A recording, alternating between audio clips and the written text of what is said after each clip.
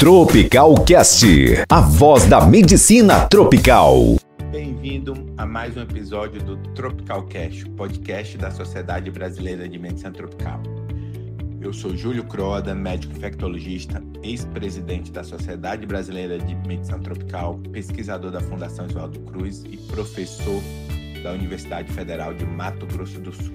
Hoje recebemos o Dr. Abel Parker, ele que é cofundador e diretor do programa Cielo, esse grande programa para garantir acesso gratuito à informação e publicação gratuita também.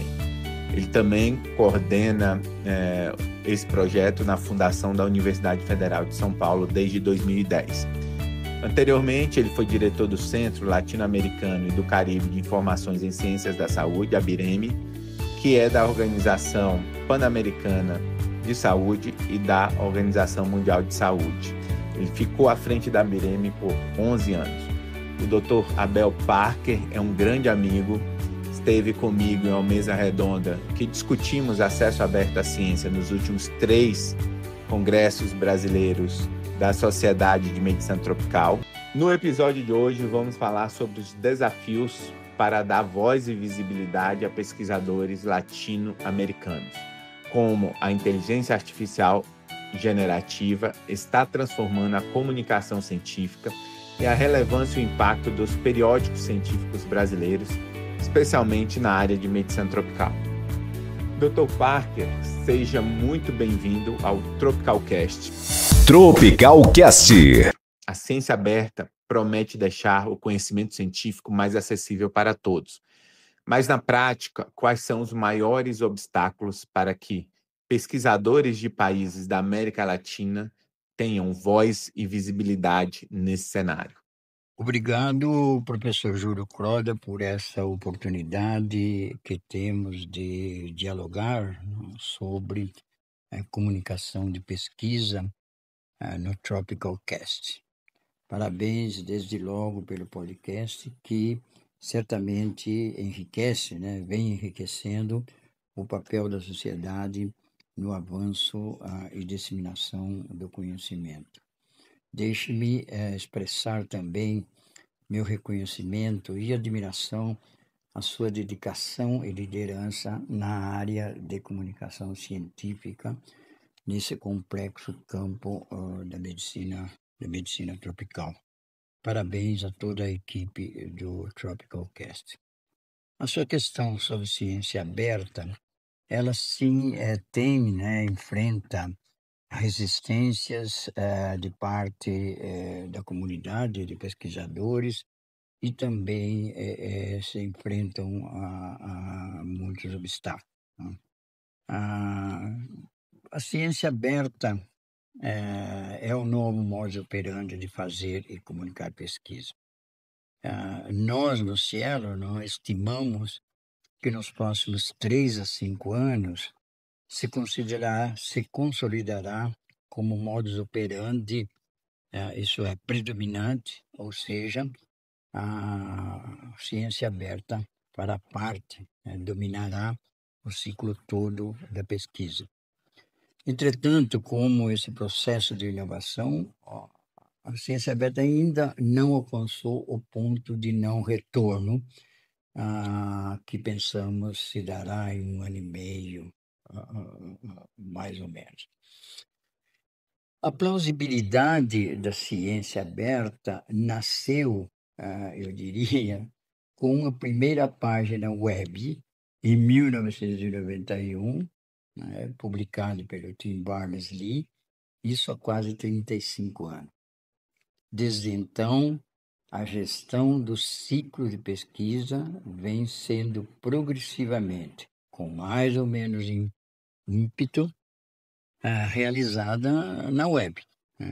E o meio web, todos nós sabemos, se caracteriza ou promove a desintermediação no acesso e na publicação de conteúdos, é universal, que ele tem uma característica de promover a universalização dos conteúdos, e opera com virtualidade, ou seja, virtualiza os conteúdos, a publicação, o que nós vemos na web. Com a web, não podemos esquecer, nós deixamos de ir ao prédio da biblioteca, não? E hoje queremos ter o acesso online aos artigos sem barreiras.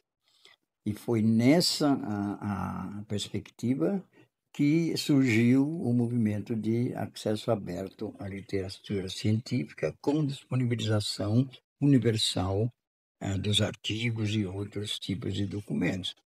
Sem dúvida, se trata de um avanço extraordinário, tanto para a academia, quanto para o governo, empresas, profissionais e a sociedade em geral. Para tanto, o programa Cielo exige que os artigos sejam publicados em acesso aberto, com licença CC BY, né, licença atribuição, no qual os usuários podem descarregar os artigos e fazer diferentes usos, claro, com a condição de referenciar os autores e o meio em que o texto, os dados foram publicados. Outra consequência da desintermediação que a web nos motiva, estimula e promove é dotar os pesquisadores com a capacidade de comunicar, né, de eles mesmos comunicarem suas pesquisas, com o uso de servidores de pré-prints antes de submeter os manuscritos à avaliação de um periódico.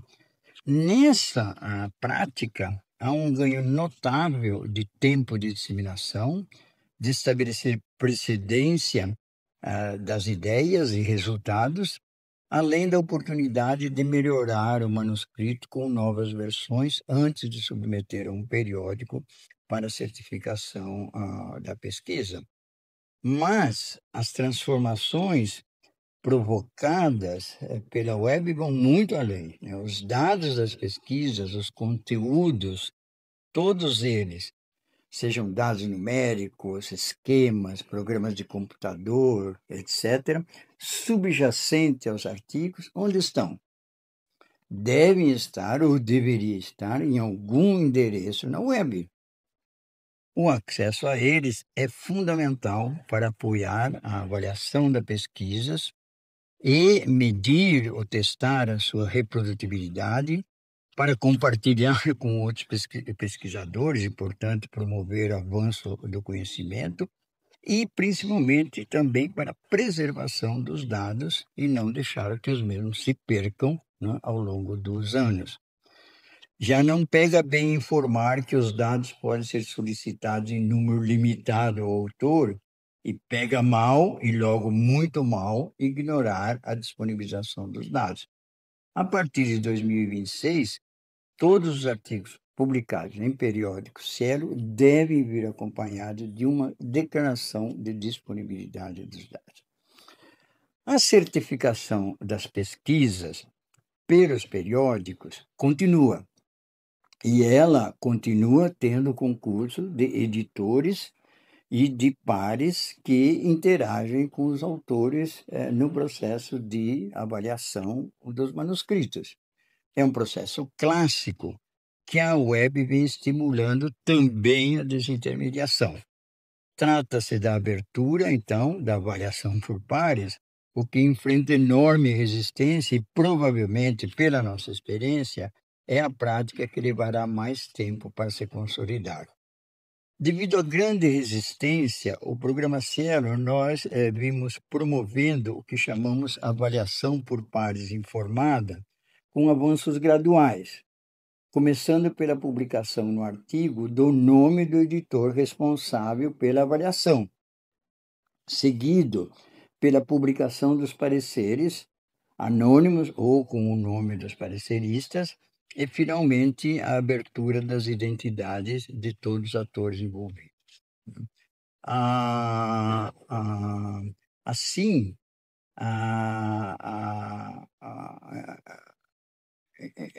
no final da pesquisa, a gente conhece, né, o potencial da web de maximizar a disseminação e visibilidade de todos os registros, todo o ciclo de pesquisa, na verdade, né?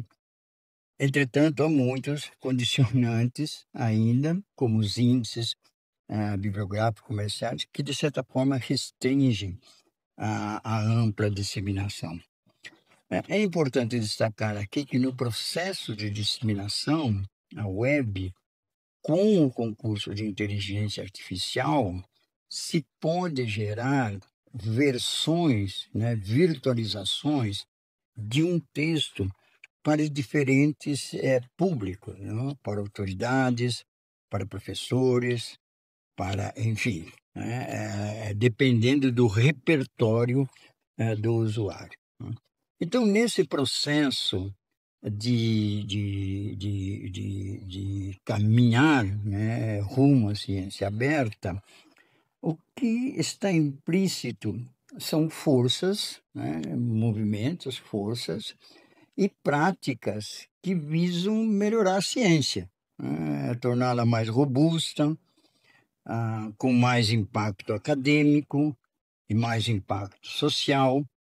Essas forças e práticas são o que determina o futuro da pesquisa. Então, se nós resumirmos, o meio web onde nós trabalhamos provê o que nós chamamos, ou poderíamos identificar, como determinantes intrínsecos à realização da pesquisa na adoção das práticas de ciência aberta. Basicamente, o que o meio web nos oferece são metodologias, tecnologias, procedimentos, práticas, que implementam, o que auxiliam, empoderam os pesquisadores na geração de novo conhecimento.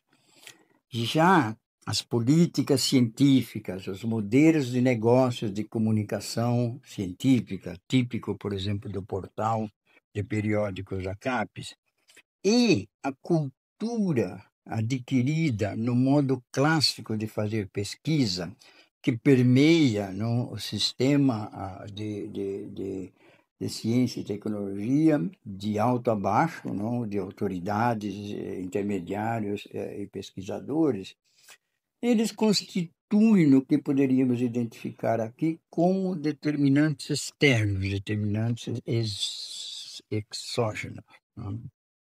Assim, os pesquisadores, não somente do Brasil e demais países da América Latina, mas globalmente, têm tanto esses determinantes intrínsecos e extrínsecos, como viabilizadores e também como obstáculos na adoção das práticas de ciência aberta. Entre os obstáculos intrínsecos, nós vimos destacando ou identificando a ausência de capacitação dos pesquisadores nas práticas de ciência aberta. Essa falta de capacitação, ela está conectada ao processo de resistência, a não aprender o novo, ou ser contra o novo, e a não disponibilidade de infraestruturas que favoreçam as práticas de ciência aberta. Por exemplo, a disponibilização de dados de pesquisas, os periódicos são chamados a desenvolver todo um processo de curadoria de dados, facilitar, etc., que ajudaria ou vão ter que ajudar aos pesquisadores. Entre os obstáculos externos, extrínsecos, estão a ausência de políticas de apoio. Por exemplo, nós não temos nenhuma política que solicite ou recomende que os programas de pós-graduação ou que os grupos de pesquisa publiquem suas pesquisas primeiro em pré-print e depois submetam a periódico, como, por exemplo, pede a Fundação Gates, é recomendado também pela Wellcome, etc.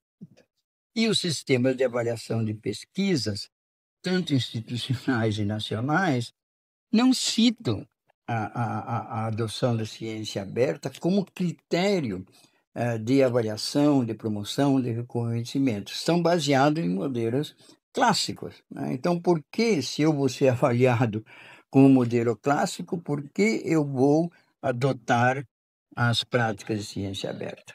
E tem o contexto acadêmico, óbvio, onde jovens pesquisadores estão em ambientes como pesquisadores sêniores, que têm muita resistência, né? São de uma cultura de pesquisa e comunicação arraigada no modelo clássico. Enfim, essas são um panorama, não, do que representa, vamos chamar, forças e práticas que favorecem, privilegiam e também que significam obstáculos à adoção das práticas de ciência aberta. A inteligência artificial generativa vem se consolidando como uma força transformadora na comunicação científica. Como a Cielo enxerga e orienta o uso de IA no fluxo editorial dos periódicos que indexa? Quais são as boas práticas que devem ser seguidas por revistas como a Revista da Sociedade Brasileira de Medicina Tropical? O Cielo enxerga a IA generativa, né, a inteligência artificial generativa, como uma ferramenta de apoio, né, aos pesquisadores, mas nesse caso particularmente aos periódicos. E é uma ferramenta que se projeta com a presença, vamos chamar assim, pervasiva no fluxo, na produção do fluxo de comunicação de pesquisas em periódicos. Nesse sentido, uma condição essencial para o uso eficiente e também aproximando-se de um uso responsável, será dotar a IA em uso pelo periódico com treinamento na base de conhecimento de cada periódico, ou seja, no conjunto de artigos já publicados pelo periódico e também nas instruções aos autores, política do periódico. Nessas condições, a IA contribuirá de maneira mais precisa, vamos chamar, mais decisiva, na avaliação de escopo dos manuscritos, de obediência às instruções dos autores e também no que se refere aos dados de pesquisa, permitirá uma melhor verificação de alinhamentos temáticos nos vários componentes do artigo. Obviamente, contribui de maneira cada vez mais eficiente e com qualidade em traduções, verificação de traduções, elaboração ou verificação de resumos, geração ou verificação de palavras-chave, pertinência das citações é bastante importante, isso no sentido de determinar a autoria, né, a responsabilidade de autoria, porque às vezes a IA ela alucina e pode gerar referências, sugestões fora do contexto, né, do periódico. Assim, as boas práticas consistem, em primeiro lugar, no periódico, a dedicação, né, um desenvolvimento centrado na triagem inicial dos manuscritos para determinar a responsabilidade autoral humana do manuscrito e, claro, a obediência às instruções dos autores. A adoção das práticas de ciência aberta, novamente, é o mecanismo principal de controle da autoria e da qualidade da pesquisa. O manuscrito que é submetido primeiro ao pré-print, ele vai estar publicamente exposto, né, de certa forma, à avaliação pública. A disponibilidade dos dados dá, vamos chamar assim, uma fortaleza na a fundamentação da pesquisa, Enfim, né, quando o manuscrito chega ao periódico, ele já vem por uma etapa anterior que o preprint faz, que se chama a moderação. Né? Não é uma avaliação por par, mas é uma moderação. Ao longo do fluxo, é importante, o periódico deve assegurar o uso de IA, obviamente, contextualizado. Né? Se eu estou fazendo revisão de estilo, é uma coisa. Né? Se eu estou ajudando o parecerista, é outra coisa. Em cada um desses contextos, tem que se preservar a proteção dos manuscritos e dos dados contra vazamento, né? Principalmente as transações que se faz, os diálogos, né? As interações. Evitar o uso indevido, claro, e a exploração desses conteúdos para treinamento de IA, né? Durante o processo de avaliação e edição. Ao mesmo tempo, o uso de IA deve ser claramente informado aos autores, editores e pareceristas. Né?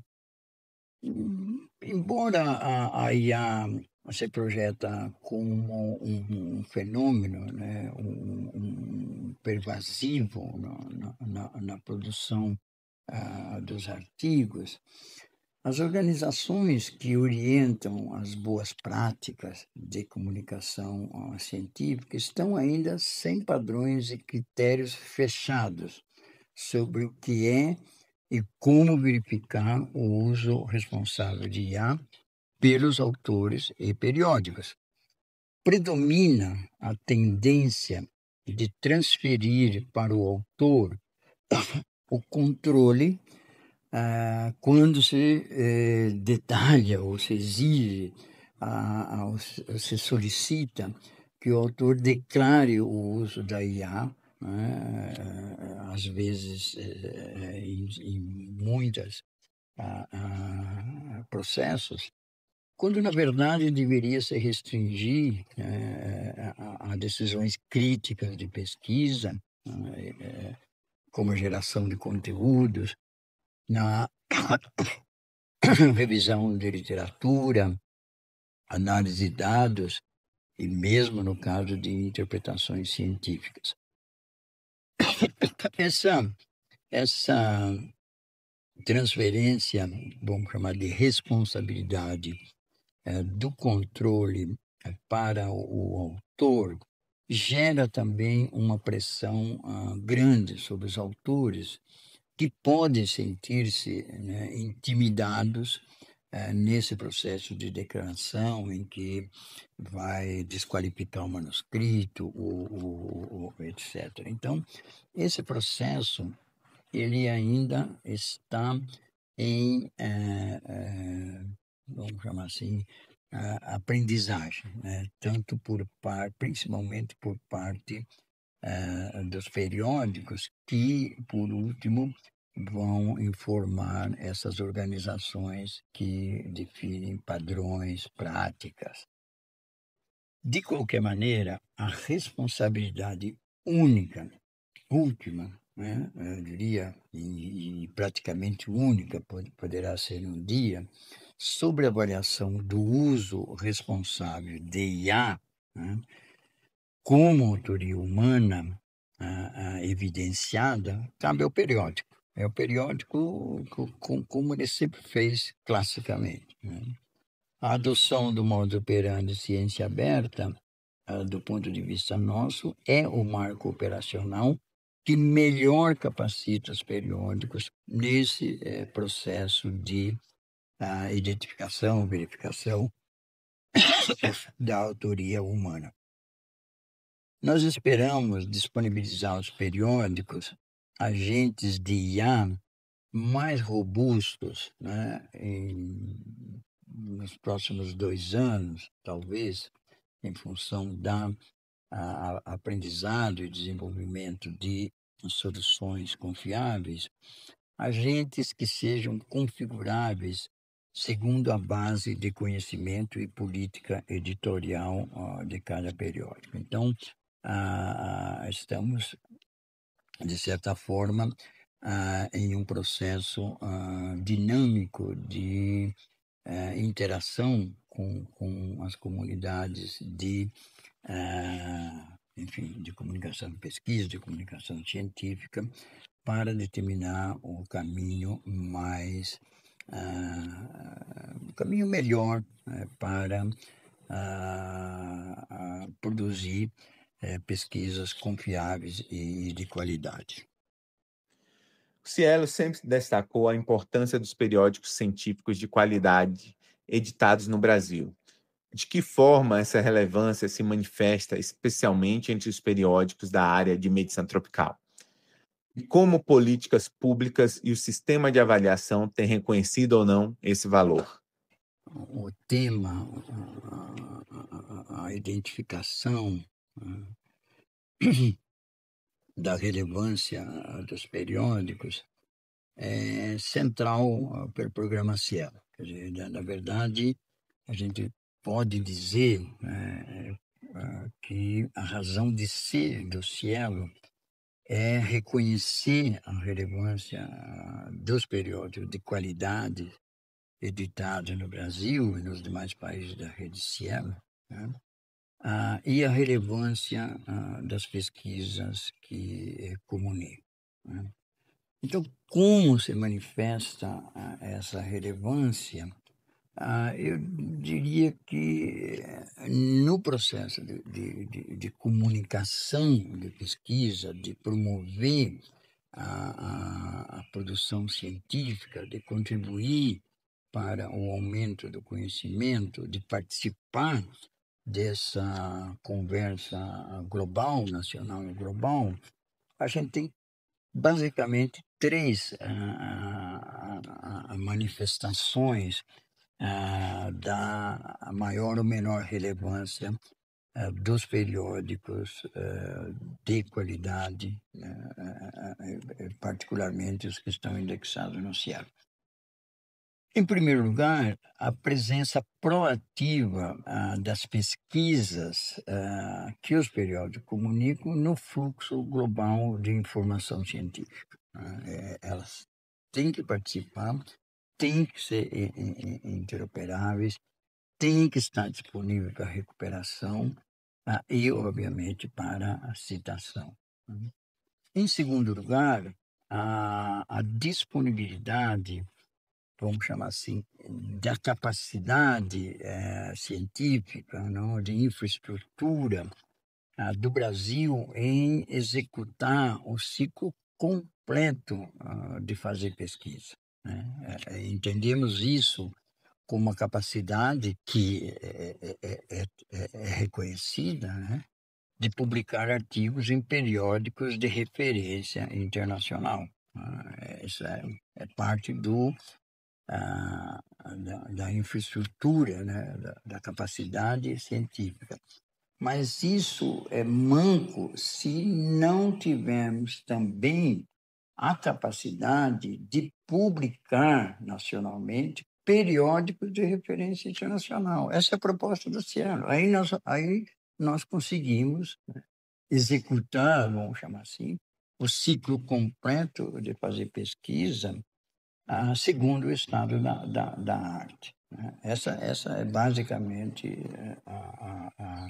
a contribuição que nós pensamos, desejamos e esperamos que seja estratégica para o Sistema Nacional de Informação, o Sistema Nacional de Ciência e Tecnologia.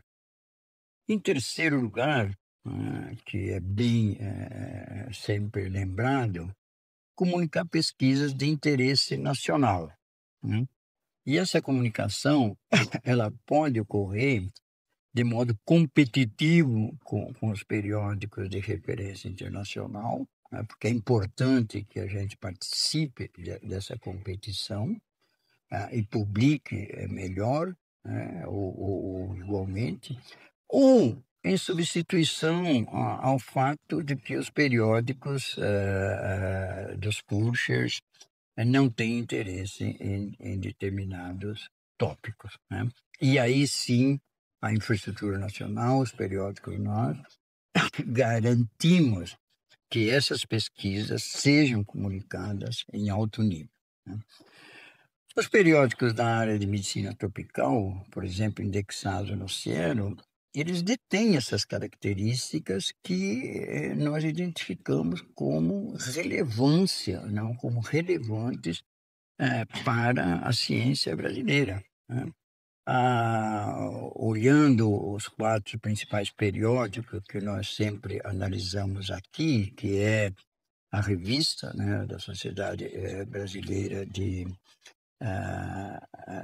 Medicina Tropical, a revista do Instituto de Medicina Tropical de São Paulo, a Memórias do Instituto Oswaldo Cruz e o Journal of Venoms and Toxins, todas elas publicam em inglês, né? Todas elas fazem parte dos índices bibliográficos e bibliométricos de referências. E, em conjunto, tem impacto normalizado na média mundial dos periódicos indexados no PubMed. Então, são relevantes. O que falta aqui é uma decisão política do Brasil, tá certo?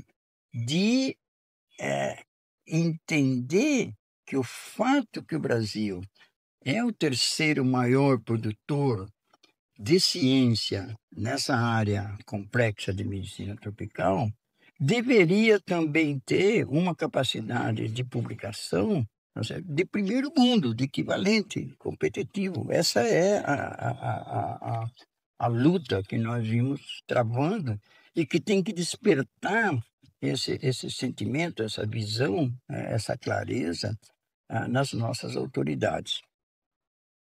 Com mais ciência visível e dados disponíveis, cresce também a nossa responsabilidade de manter a ética e a integridade. Que papel os periódicos devem assumir para garantir pesquisas confiáveis e combater práticas predatórias? Olha, garantir, certificar, comunicar, promover pesquisas confiáveis sempre constituíram a função clássica e central dos periódicos. Para tanto, os periódicos contam, né, com uma história de mais de 300 anos de desenvolvimento, aprimoramento, né, desses tratamento de fluxos, né, de avaliação, de edição, de comunicação. Então, os periódicos contam com políticas, procedimentos editoriais que seguem, né, em cada uma das respectivas áreas, padrões, recomendações, princípios éticos, boas práticas muito bem definidos, né? Cabe às equipes editoriais, aos editores e pareceristas, o cumprimento da função clássica dos periódicos, que é certificar e comunicar pesquisas confiáveis, agora sim, com o apoio crescente de tecnologias que auxiliem na identificação de plágio, análise de dados, autoria humana, etc. As práticas predatórias em comunicação de pesquisas, em geral, ou quase sempre, combinam, por um lado, a pressão por publicar dos periódicos, quer dizer, os periódicos, né, seus donos, seus editores, seus investidores, de publicar mais e mais artigos, né, porque cobram taxas de publicação. Então, a gente vê hoje esforços de algumas editoras em criar mecanismos, né, que expandem, né, a capacidade de publicação, né, com números especiais, novos editores, dossiês, etc., né, que implicam, né, obviamente, a entrada, o pagamento de IPC, etc. Né? Por outro lado, tem a pressão nos pesquisadores, o que os pesquisadores sentem, que necessitam publicar para atender, né, critérios de avançar suas carreiras acadêmicas. Então, é a convergência dessas duas pressões, vamos chamar assim, dos periódicos em publicar mais para ganhar mais, e a dos autores, dos pesquisadores que precisam para viabilizar suas carreiras acadêmicas. Os indicadores principais de práticas predatórias, particularmente na comunicação de pesquisas no Brasil, são o número de artigos publicados pelos periódicos, né, e o tempo de avaliação dos manuscritos. Né. Todos nós sabemos o quão difícil, né, é encontrar pareceristas, né, para publicar 100, 200, 300 artigos por ano, supondo que eu receba 600, 700 manuscritos. Né. Então, o número de artigos e o tempo de avaliação do manuscrito são os principais indicadores de predatorismo. Fácil, portanto, de identificar. Temos outros casos, é claro, né? Mas esses são os principais com que o Cielo vem trabalhando na identificação de periódicos predatórios. No caso dos periódicos de medicina tropical, esses indicadores não ocorrem em nenhum, né? Embora o tempo de processamento diminuiu significativamente, continua ainda exageradamente longo, né? Então, a gente não tem esse problema nos periódicos de qualidade de medicina tropical.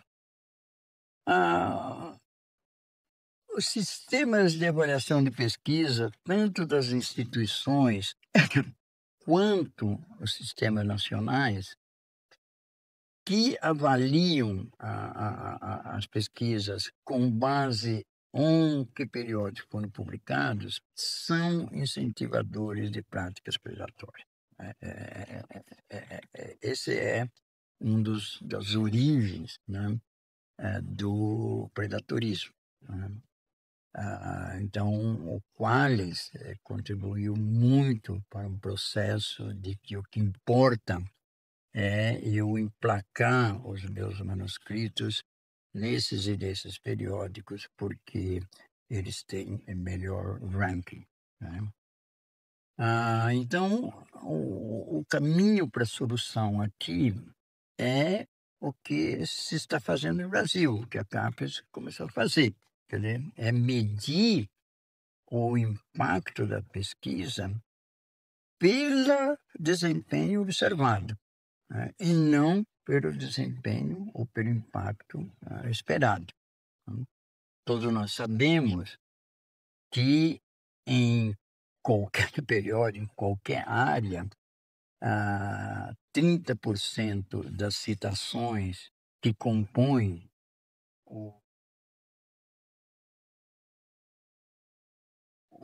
desculpa, 70% ou mais, 75% das citações que compõem o fator de impacto é recebido, né, as citações, por 30% dos periódicos. Então, vamos dizer assim, ao trabalhar com o impacto esperado de periódicos, há um conjunto de 70% dos artigos que vão de carona, certo? Em outros 30%. Eu posso estar no 30% ou no 70%, mas, obviamente, a probabilidade maior é de você estar em 70%. Então,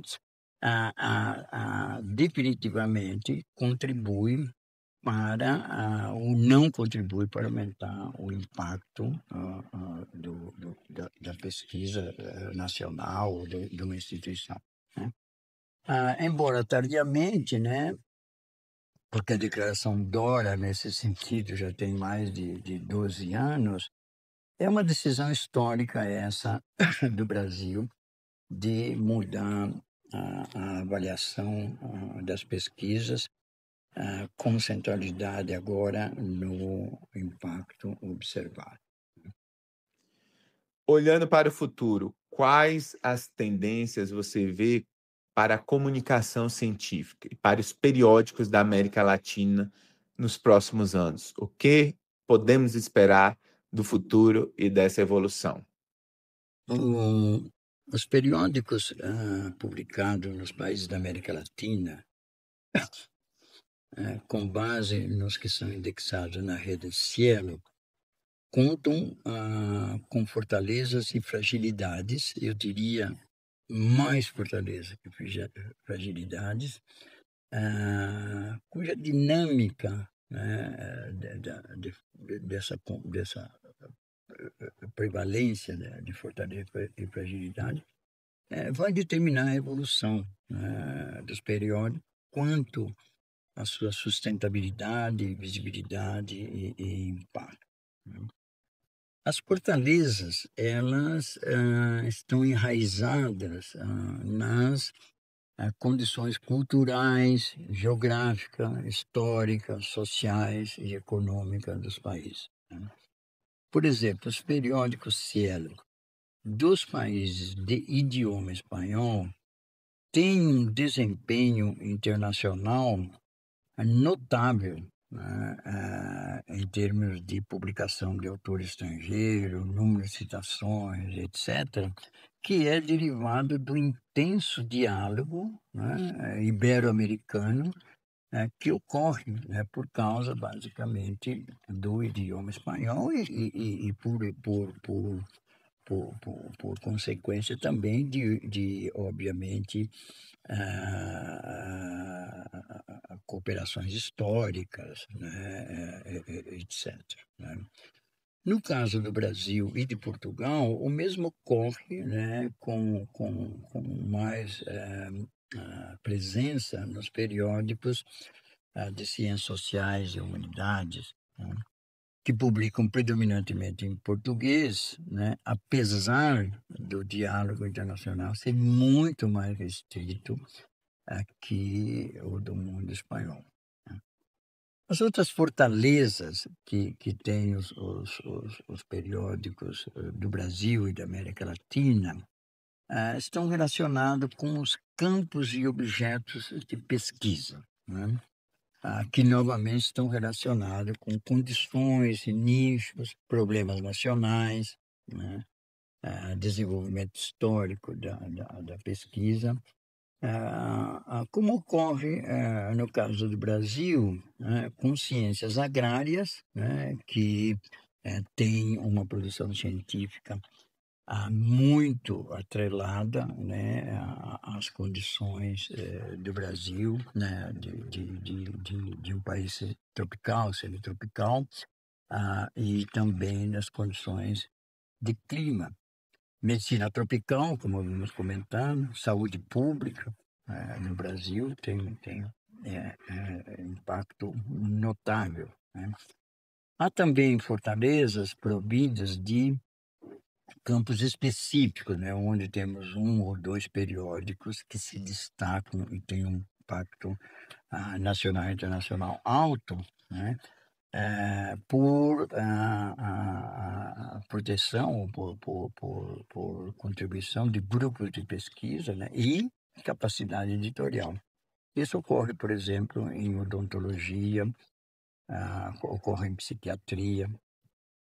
As principais fragilidades, né, que nós temos são persistentes historicamente, né, e advêm, são originadas da ausência de políticas nacionais equitativas ausência de políticas nacionais e às vezes institucionais também, né, equitativas entre a valorização dos periódicos do exterior publicada pelas editoras comerciais e os periódicos editados nacionalmente. Quer dizer, existe, né, uma incorporação de um conceito que foi disseminado pelos publishers, né, do chamado mainstream, corrente principal, periódicos, obviamente, de prestígio, etc., e periódicos regionais, que entra, né, baixo essa classificação, né, implícita de segunda categoria. Né. Isso é produto de política nacional. Né.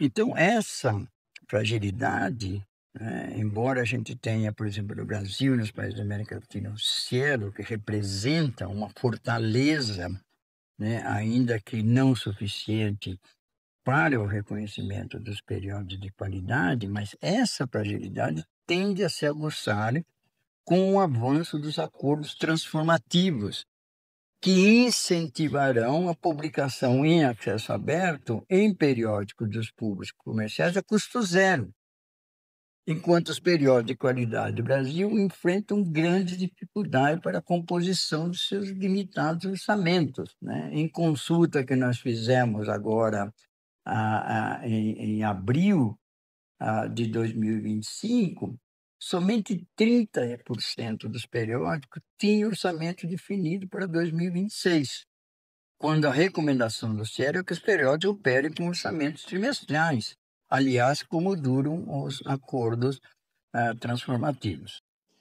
Doutor Abel, agora, infelizmente, a nossa última pergunta. Durante o Meditrop de 2024 em São Paulo, o senhor participou de uma mesa com um título bastante provocativo: Periódicos editados nacionalmente, o patrimônio desprezado da ciência brasileira. Essa mesa ela foi coordenada pelo Dr. Dalmo Correia, que é o nosso editor da revista da Sociedade Brasileira de Medicina Tropical. Como foi essa experiência e quais reflexões surgiram a partir dessa discussão? Muito bom.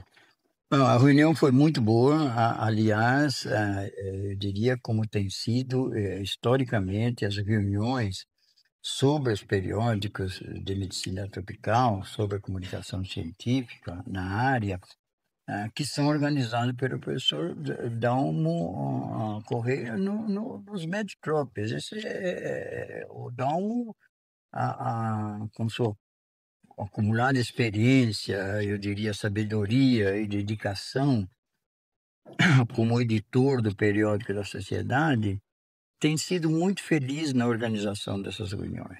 Me atrevo a dizer que o Dalmo já é parte da história dos Meditrops. Né?